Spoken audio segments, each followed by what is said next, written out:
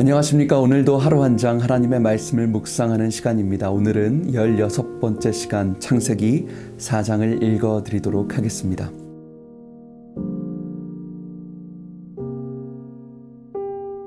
창세기 4장. 아담이 자기 아내 하와와 잠자리를 같이 하니 하와가 임신하여 가인을 낳았다. 하와가 말했다. 내가 하나님의 도우심으로 사내 아이를 얻었다.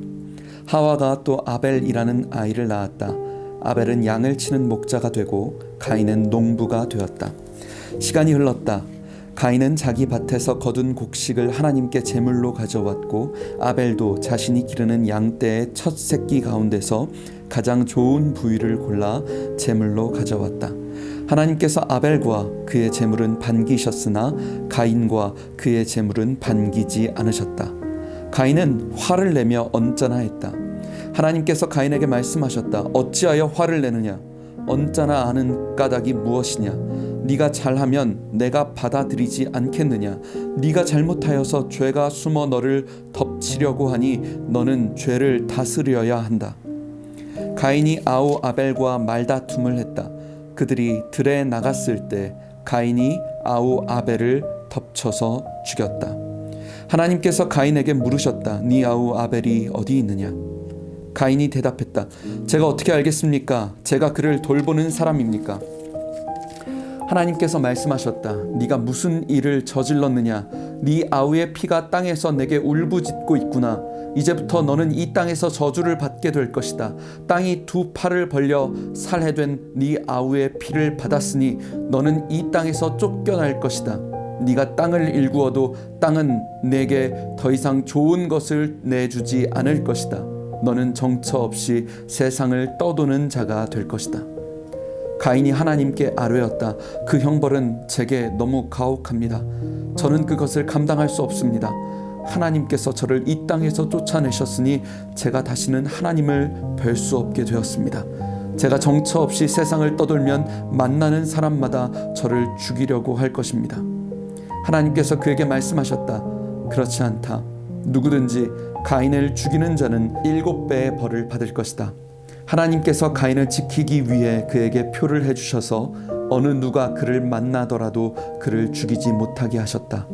가인은 하나님 앞을 떠나 에덴 동쪽에 있는 아무도 살지 않는 땅에서 살았다. 가인이 자기 아내와 잠자리를 같이 하니 그의 아내가 임신하여 에녹을 낳았다. 그때 가인이 도시를 세우고 자기 아들의 이름을 따서 그 도시의 이름을 에녹이라고 했다.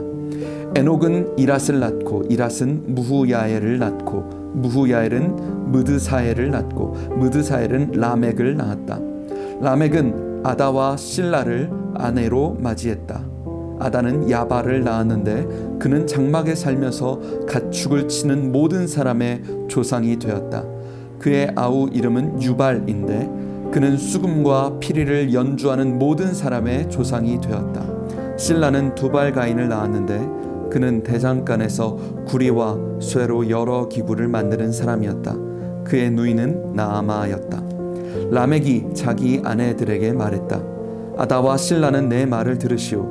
라멕의 아내들이여 내 말에 귀를 기울이시오. 내게 상처를 입힌 남자를 내가 죽였소. 나를 공격한 젊은 남자를 내가 죽였소. 가인을 해친 자가 7배의 벌을 받는다면 라멕을 해친 자는 77배의 벌을 받을 것이오. 아담이 다시 자기 아내와 잠자리를 같이 했다.